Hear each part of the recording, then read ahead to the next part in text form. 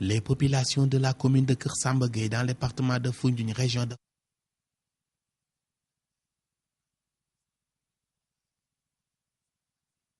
Sur WAF TV, merci de nous suivre. Tout de suite, le démarrage de ce journal que nous ouvrons avec ces titres. Monseigneur Benjamin Ndiaye remplace le cardinal Théodore Adrien Sarr à la tête de l'Église catholique du Sénégal. Monseigneur Benjamin Ndiaye était jusqu'ici évêque de Kaolack, un poste qu'il occupe depuis 2001, l'année où l'actuel cardinal a quitté pour devenir archevêque de Dakar. Nous y reviendrons tout à l'heure. Après plus d'1 mois de suspension d'audience, le procès de Karim Wade reprend ce lundi 22 décembre. Le fils de l'ancien président poursuivi pour enrichissement illicite, estimé aujourd'hui à près de 117 milliards de francs CFA. Mardi, le cri du cœur des populations, l'accès aux soins de santé reste un casse-tête. Les bergers sans pâturage vivotent avec leurs troupeaux. À Keur Samba Gueye également, les bergers et les troupeaux boivent tous dans les puits naguère abandonnés. Le forage est en panne depuis 3 mois. L'actualité internationale sera de la partie plus la page sport. Et dans la deuxième étape également, vous pourrez suivre le journal de l'économie et en fin d'édition, la revue de la presse. Bonjour et bienvenue.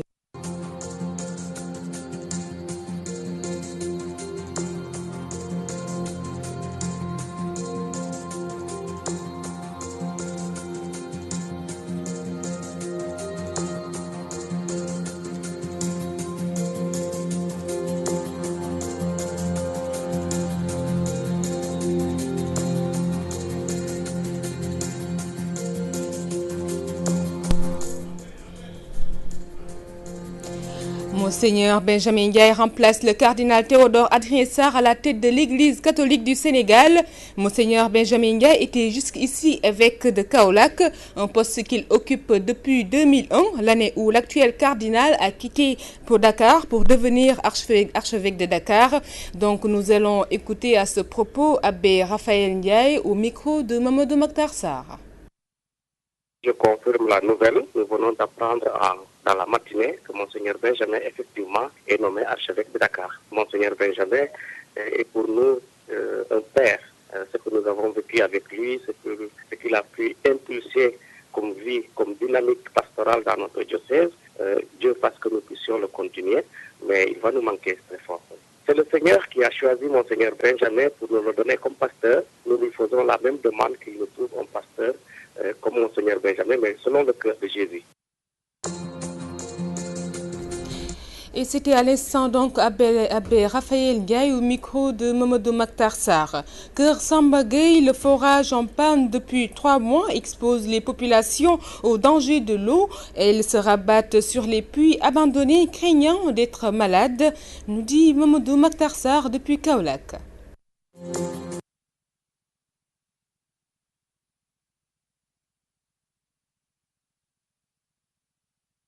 Les populations de la commune de Keur Samba Gueye dans le département de Foundiougne, région de Fatick, vivent un véritable calvaire. En cause, l'unique forage qui polarise 45 villages est tombé en panne depuis plus de 3 mois. On a eu une panne de forage qui a duré 3 mois sans réparable. On demande au maire, M. Ablaye Ndiaye, en lui demandant pour qu'il vienne pour nous expliquer pourquoi ils ont eu une panne de 3 mois sans réparation. Où est l'argent des collectivités? Le forage de Keur Samba Gueye durant 3 mois. Maintenant, on lance un appel au président de la République pour qu'il vienne pour nous accompagner, pour qu'on va avoir des bons conducteurs. Parce que nous sommes des citoyens sénégalais, on a le plein droit de demander ce que nous voulons dans le pays. Et le forage, il a pu 45 villages qui sont là. Maintenant, on demande encore pourquoi le maire ne pouvait pas saisir les bureaux pour qu'on va avoir de bons lots. Ces populations de Keur Samba sur des puits abandonnés craignent des maladies. Non, les puits n'ont pas consommables parce qu'il y a des puits qui ont 10 ans ou 20 ans qui n'ont pas puisé. L'eau là, si on le boit, on pouvait avoir des maladies, Ebola ou bien des autres maladies qui pouvaient tuer l'individu. C'est ça que nous demandons au président de la République pour qu'il vienne nous satisfaire. Non, il n'y a pas de sécurité parce que c'est des puits qu'on ne ferme même pas. Un puits, si tu ne le fermes même pas, on peut mettre n'importe quoi sur cette eau. Et si on le boit, on pouvait avoir n'importe quoi. Concluant leurs propos, ces populations ont aussi dénoncé la gestion de ce forage. Kaolack, Mamadou Makhtar Sarr pour la radio-télévision Walfadjri. Mamadou Makhtar Sarr, merci. Namardé, dans l'arrondissement de Gamadji-Sarré, les populations victimes d'un enclavement crient à l'ostracisme.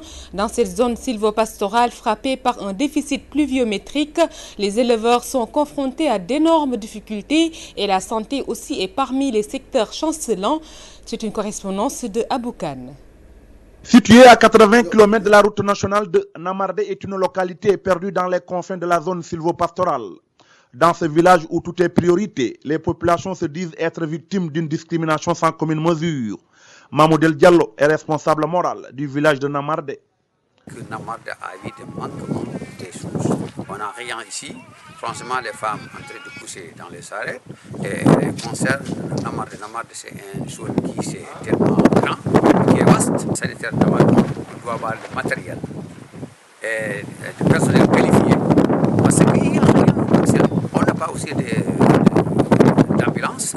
Parce qu'ici, pour transporter quelqu'un jusqu'à Djoum ou à Namgar, c'est 15 km ou 70 000 km. C'est vraiment ce qu'on ne peut pas. Il faut qu'on cherche quelque chose qui va faire Namardé aussi, faire ça visible comme les autres environnements du Sénégal. La commune de Gamadji, je crois qu'ils savent qu'il n'y a rien, franchement. Dans ce village Peul, où le déficit pluviométrique a fini d'affecter de manière négative sur le vécu des populations, pour parer à une éventuelle disette, les populations réclament des vivres de soudure. Franchement, on a des problèmes parce qu'il n'y a plus de où là on va faire nous manger notre bête. Il n'y a plus des arbres, et tout est fini. Il se trouve maintenant en haut de l'Imboldjibi, ou après l'Abgar, les autres en train de faire des traces-manges, il n'y a même plus rien. Donc nous demandons au président de la République pour appliquer ces des aliments de bétail, qu'il n'arrive pas, parce que ça se trouve au niveau des magasins, et bon, ça ne sort pas. Il y a les déviations. Les déviations là qu'on déplore, que ça doit passer à 5 000 francs par sac. Et concernant, on remet ça les conseillers municipaux, qui vont nous porter les choses au lieu de donner ça à des magasins avec les gens, avec des gens qu'on ne peut pas citer parce qu'ils ont habitué de faire. Et cette chose, il faut que ça s'arrête. Je crois que s'il n'est pas fait le force ici, on a marre on n'aura rien. Et avant de pluie, on va se séparer avec tous nos biens. Pour ces habitants, avec une petite volonté politique de nos gouvernants de valoriser le riche potentiel existant, Namardé pourrait bientôt sortir de l'ornière. À Podoraboukan pour la radio-télévision Walfadjri. 22 décembre 2011, 22 décembre 2014, voilà 3 ans que disparaissait tragiquement Ndiaga Diouf, le jeune lutteur décédé lors d'une rixe à la mairie de Mermoz-Sacré-Cœur. La famille du défunt, qui continue de réclamer justice, dénonce le silence coupable des autorités étatiques et des organisations de droits de l'hommiste. Mohamedou Thiam, l'oncle du défunt, est au micro de Théodore Semedo. Cet élément n'est pas encore en place. Peut-être que nous y reviendrons dans nos prochaines éditions. Nous allons parler donc de l'affaire Petro-Tim. Des proches de Karim Wade réclament la démission du maire de Guédiawaye, Aliou Sall. Ces libéraux rassemblement à Amokat estiment que le maire de Guédiawaye devrait justifier le dossier au tribunal pour des raisons d'éthique. Écoutons Marie Aou, la coordinatrice du mouvement Tahaou Karim Wade, au micro de Théodore Semedo. Comme l'a fait, vous l'avez constaté, les gens de Guédiawaye, ils ont dit aujourd'hui qu'ils réclament le départ d'Aliou Sall, puisque nous savons qu'Aliou Sall, depuis quelques jours, il est sous les rampes de l'actualité et il fait l'objet, en tout cas, de beaucoup de contestations par rapport au dossier de Petro-Tim. Et pour cela, vous avez bien vu ces jeunes de Guédiawaye que je suis venu aujourd'hui appuyer, qui réclament carrément donc la démission de Aliou Sall. Aliou Sall n'a qu'à démissionner à la tête donc, de la mairie de Guédiawaye pour aller donc s'occuper de ce problème. Donc nous demandons à la justice de s'autosaisir pour que ce problème-là, surtout la CREI, pour que ce problème-là puisse enfin trouver donc des réponses. Nous avons vu que Macky Sall a porté un grand coup aux enfants de Karim Wade en dévoilant les bijoux de famille donc de Feu Karim Wade, qui est l'épouse de Karim Wade. Et c'est aujourd'hui un coup très dur. que nous ressentons. Nous sommes vraiment désolés. Et cela nous fait penser que la montagne, en fait, n'a accouché que d'une souris. Nous sommes un parti démocratique où quand même les pensées ne peuvent que prospérer dans le parti. Mais nous, notre conviction, c'est que Karim Wade est le meilleur profil pour le PDS. C'est pourquoi nous prônons aujourd'hui, non seulement dans les mouvements de soutien de Karim Wade, mais aussi dans les instances du parti auquel nous appartenons, pour promouvoir la candidature de Karim Wade. Et Karim Wade aussi doit être carrément le secrétaire général de notre parti démocratique sénégalais. Restons dans la banlieue pour parler des maîtres coraniques de Pikine qui déplorent les lenteurs de la mise en œuvre du programme de modernisation des daras enclenché par l'État du Sénégal. Ils ont saisi l'opportunité d'une journée de restitution sur la cartographie de la mendicité à Dakar pour faire un plaidoyer en faveur d'une meilleure prise en charge de leurs préoccupations. Théodore Semedo nous en dit un peu plus. Programme de modernisation des daras, les maîtres coraniques et acteurs non étatiques pour la défense des droits des enfants basés à Pikine déplorent les lenteurs et exhortent à l'État de joindre la parole à l'acte. Programme de modernisation des daras, région Dakar ak région Thiès moom dégg lañ ci amako waa moo tax. Dans les régions de Dakar et de Thiès, le programme de modernisation des daras n'est pas entré en vigueur. Ils avaient parlé de 64 daras modernes, mais rien. Il doit faire vite avant de voter la loi. Il faut discuter d'abord avec les maîtres coraniques. L'État doit écouter les maîtres coraniques et non les ONG seulement.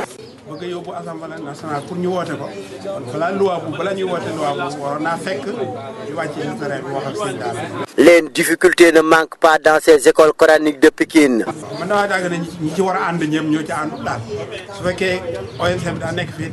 Les maîtres coraniques ne sont pas unis. Si l'État n'écoute que les ONG, c'est bizarre. Il faut de concertation entre les acteurs. Serigne daara yi ONC yi ak moom ci boppam ñu bokk toog waxtaan Serigne daara yi wax yi nga xam ne mooy seen jafe-jafe solution yi nga xam ne état am na ko ci mu wax ko te bu ko waxee ba pare moo ñam yem ci wax mu jëfe ko. Pour le représentant du ministère de la Justice, la concertation doit être démultipliée entre acteurs pour mettre fin à ce phénomène de la mendicité. Puisque malgré l'existence de la loi, le phénomène il persiste. Donc là, suite à cette restriction permet de mieux sensibiliser, de mieux échanger avec des acteurs du terrain. Vous avez vu qu'il y a un certain nombre de coraniques, un certain nombre de responsables, etc. On va échanger, voir. Là aussi, au-delà de l'étude, nous identifions des groupes d'étranglement ou, comme vous l'avez vu tout à l'heure. D'après une étude récente, il y a 30 000 mendiants qui errent dans les rues de Dakar et sa banlieue quotidiennement dans des conditions difficiles. La balle est donc dans le camp de l'État. Théodore Semedo, Pikine, Walfadjri. Théodore Semedo, merci. Nous allons donc passer à la deuxième partie de ce journal. C'est le journal de l'économie, une présentation de Ndeye Fatou Ndiaye.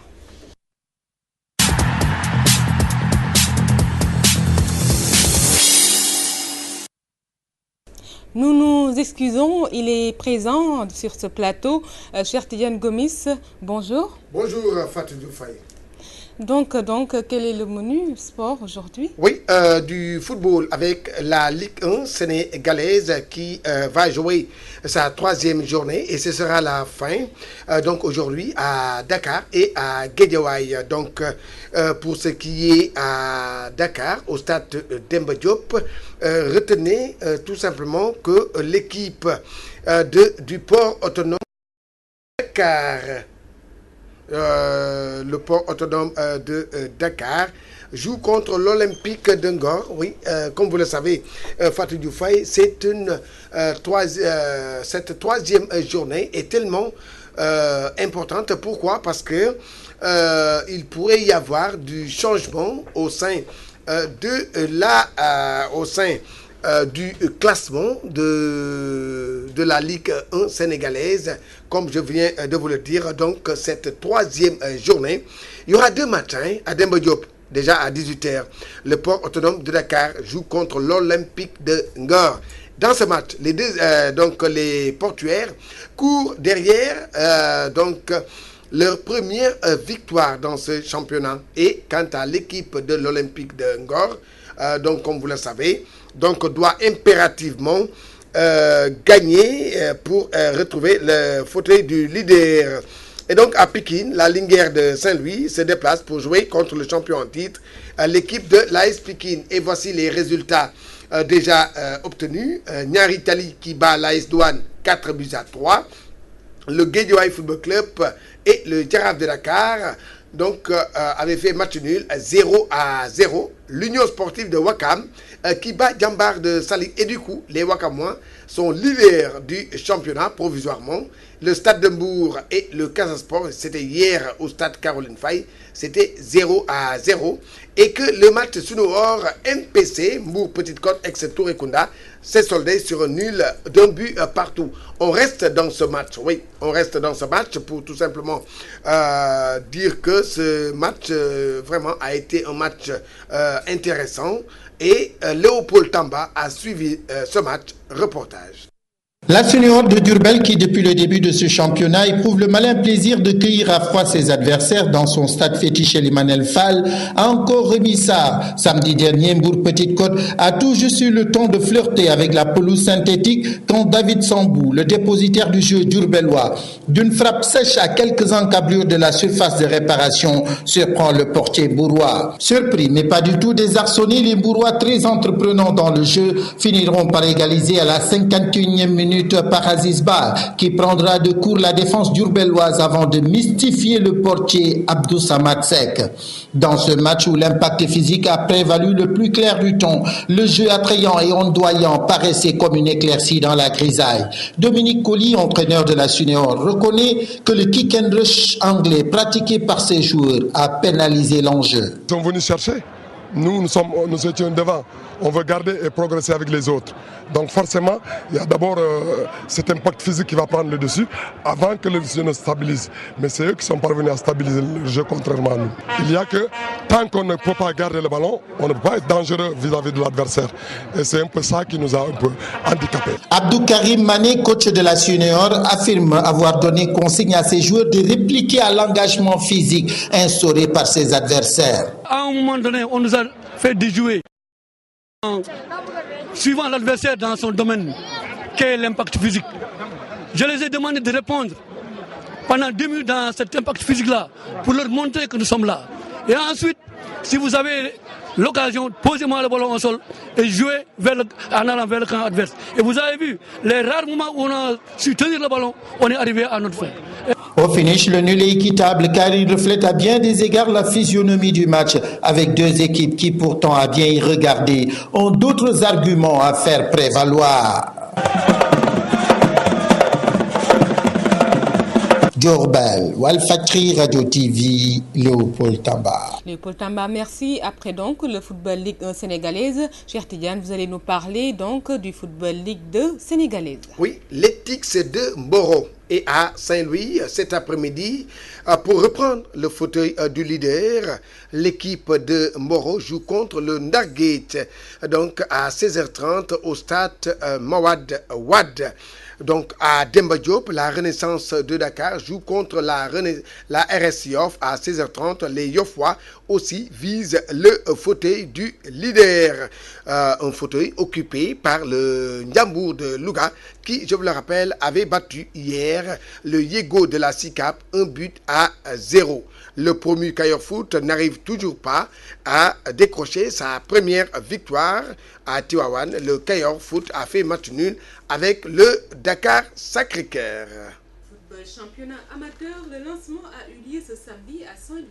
Oui, effectivement, c'est à Saint-Louis, au stade Mawad Wad, qui a été choisi par la Ligue de football amateur pour le lancement de la saison 2014-2015. Ce week-end, la Ligue a profité de cette occasion pour tenir son conseil d'administration.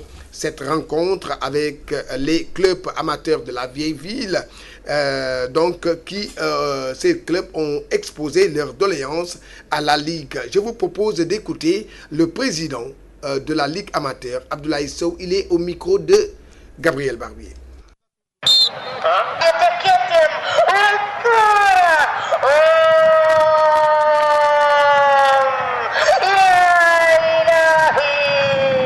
Je voudrais d'abord saluer la parfaite organisation de la Ligue de Saint-Louis, dirigée par mon frère et ami Amadou Dia, qui nous a reçus aujourd'hui pour la journée du lancement du football amateur concernant la Nationale 1. Nous avons profité de ce match d'ouverture pour tenir aussi un conseil d'administration élargi à l'ensemble des clubs de la Nationale 2 et à l'ensemble des clubs, bien entendu, de la région de Saint-Louis. Ce conseil d'administration nous a permis de marquer notre régularité dans le fonctionnement de nos instances, mais aussi d'évacuer l'ensemble des questions et entrer au début de nos compétitions qui démarrent cet après-midi. Je dois dire ma satisfaction d'avoir trouvé une ligue organisée, d'avoir aussi trouvé une infrastructure commode. Et comme l'a dit le président Dia, Saint-Louis est une ville culturelle. Chaque Sénégalais a quelque part dans son cœur la ville de Saint-Louis. Que la ville de Saint-Louis ne puisse pas abriter durant de longues années des manifestations de dimension nationale est aujourd'hui réparée, et je voudrais en féliciter et remercier le chef de l'État qui a bien voulu prendre ces dispositions. Le reste, je crois que nous sommes dans une phase de consolidation de nos acquis de l'année dernière, consolidation dans l'organisation, consolidation aussi dans l'administration, pour que le football amateur prenne sa véritable place dans le football sénégalais.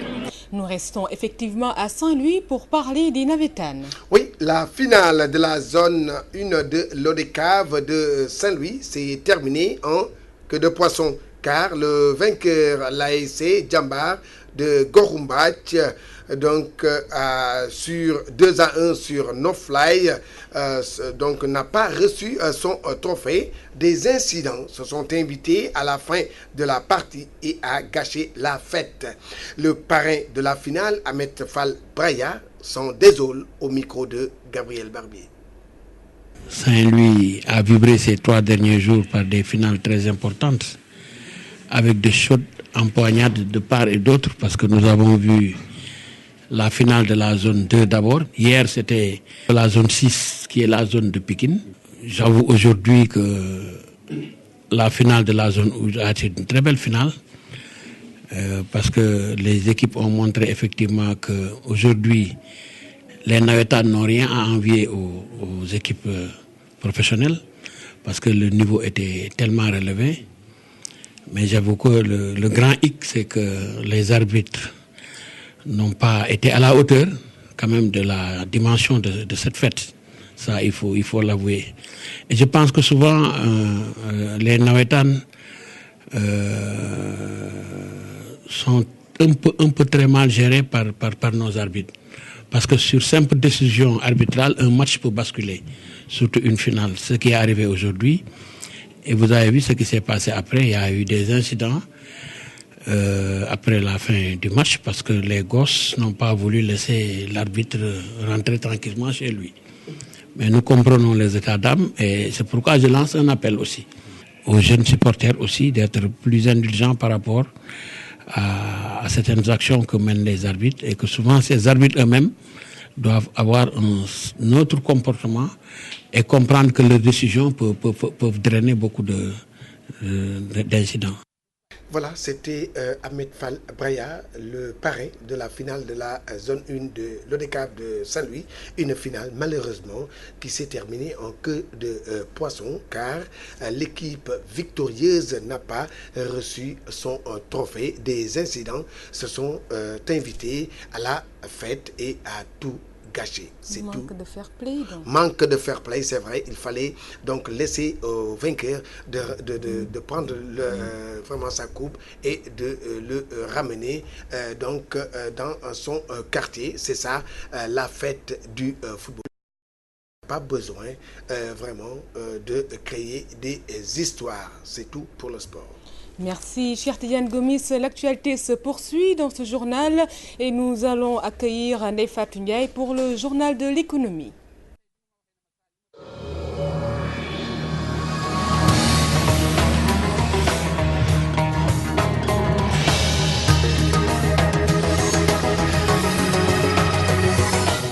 Bienvenue à toutes et à tous dans le magazine de l'économie de ce lundi 22 décembre 2014.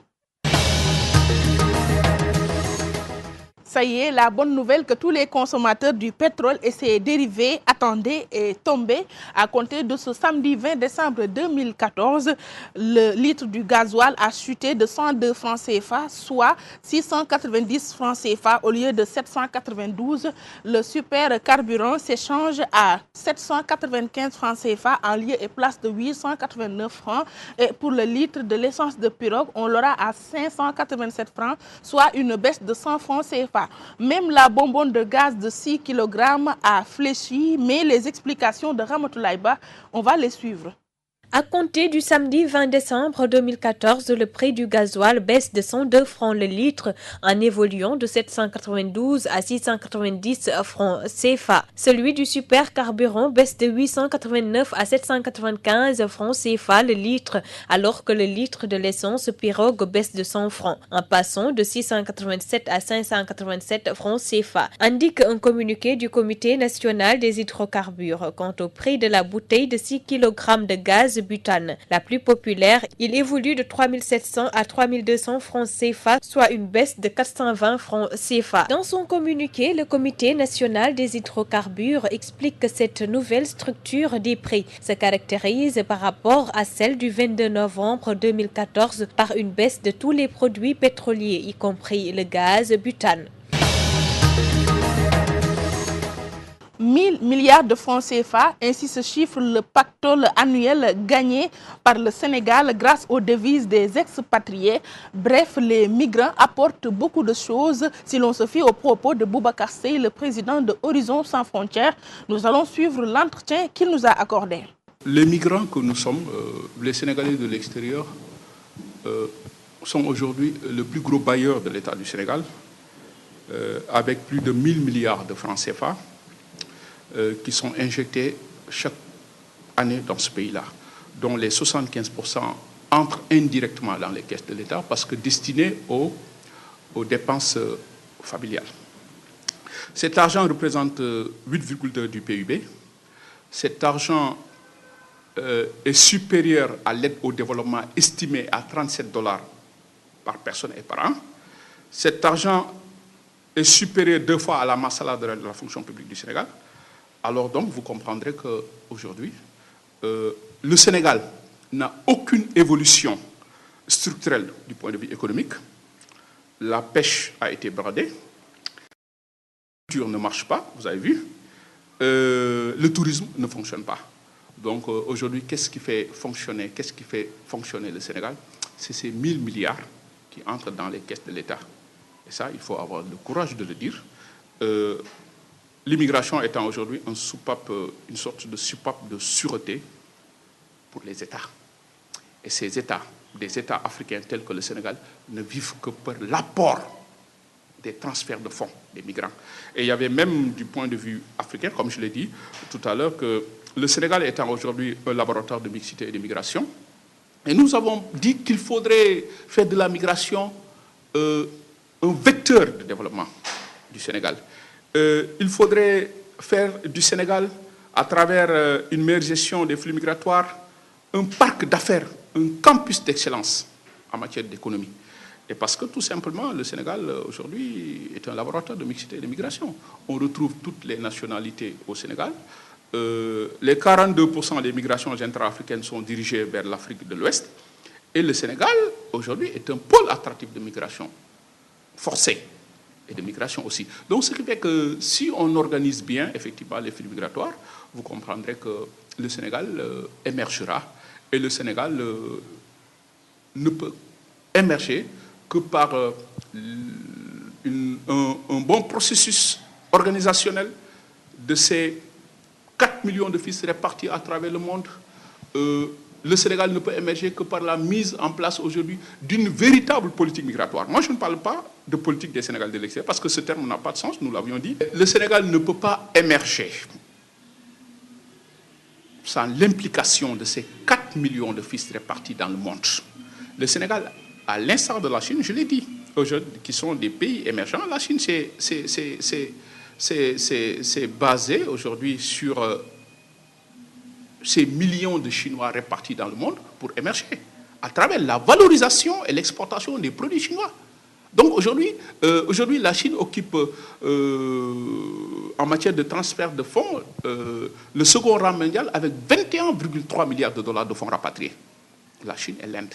Donc vous comprendrez qu'aujourd'hui, il y avait un rapport de la BCEAO qui disait que les 47% des fonds migratoires dans l'espace UEMOA sont dirigés vers le Sénégal, qui occupe la première position devant le Mali 13,3 et la Côte d'Ivoire 11,6. Donc vous comprendrez qu'aujourd'hui, le Sénégal, en organisant la migration, peut émerger à travers la valorisation, comme je l'ai dit, et l'implication de ces 4 millions de fils répartis à travers le monde comme des partenaires économiques sur lesquels s'appuyer pour booster l'économie du Sénégal, parce qu'il faut dire que ces gens regorgent de potentialités dans le domaine de l'artisanat, dans le domaine du commerce, etc., etc. Donc, il faudrait aujourd'hui valoriser nos produits locaux, le bouille, Dinguer, Dakar, Gued, Ketcher, etc., etc. Et c'est ce qu'il faut faire. En le faisant, vous comprendrez que c'est 1 000 milliards et de façon informelle. De façon, ce qui entre sur le côté point de vue informel, on ne le dit pas. Et si nous le faisons, vous verrez qu'au lieu de 1 000 milliards, nous allons mettre 5 000 milliards. Et le Sénégal n'a pas besoin d'aller emprunter de l'argent, parce qu'après, ce qui suit, c'est des ajustements structurels. Et c'est le Sénégalais lambda qui va payer ces choses-là. Voilà, c'est fini pour le magazine de l'économie de cette semaine. Merci à René Charles Fall qui était du côté des images et du montage. Excellente semaine et à la semaine prochaine, Inch'Allah.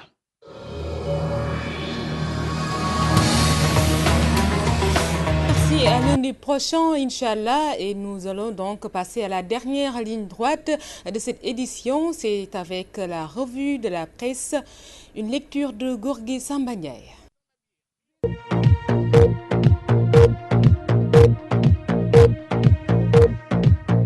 Bonjour.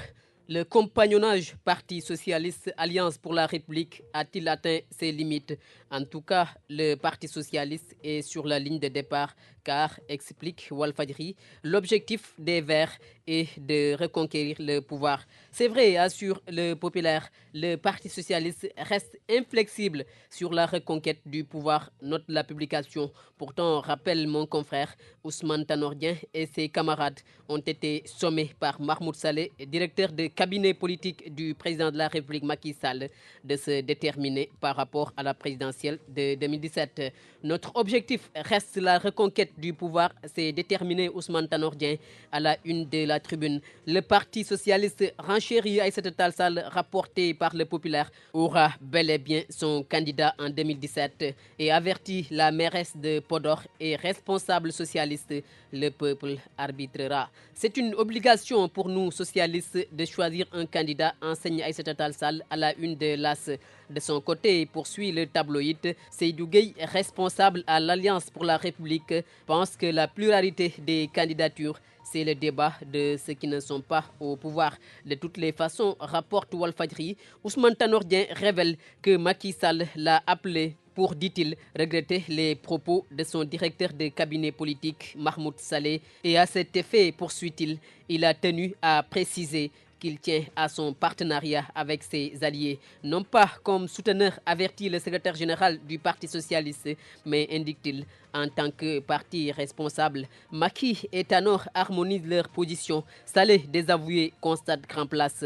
Attention, semble dire Mambay Niang, à travers une interview accordée au journal Enquête, le ministre de la Jeunesse déclare que maintenant, s'il y a des gens qui veulent jouer sur des positions d'influence, cela ne sert à rien. C'est même, signale-t-il, méconnaître le président de la République Macky Sall que de croire qu'on peut le manipuler ou l'influencer. Le chef de l'État, ajoute Mambay Niang, est souvent peiné de voir que certaines personnes ne viennent le voir que pour demander des terrains ou des 4x4. Alors que, croit-il, le destin du pays devrait être leur première préoccupation. L'une des préoccupations Le Soleil est de veiller à l'effectivité de la mesure concernant la baisse des prix des produits pétroliers. Une mesure qui, selon la Tribune, ne satisfait pas du tout les consommateurs. Les transporteurs ne sont pas aussi contents de la décision, assure mon confrère. Ces derniers, informe-t-il, reprochent à l'État de les mettre devant le fait accompli. Dembaba serait-il mis devant le fait accompli, s'interroge-t-on.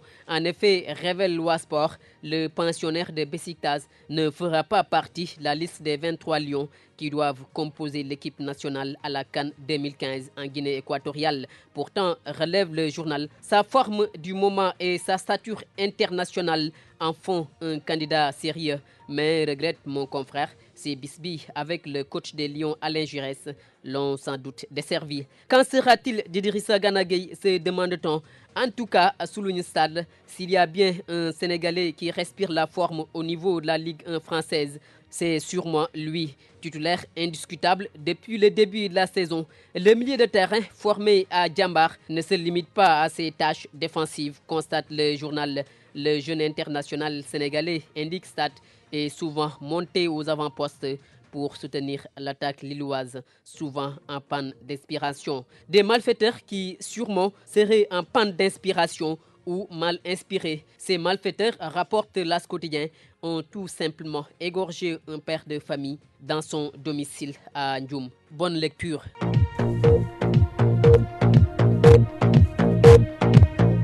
C'est cette lecture d'après les vues de la presse de Gorgui Samba Ndiaye qui met un terme à cette édition.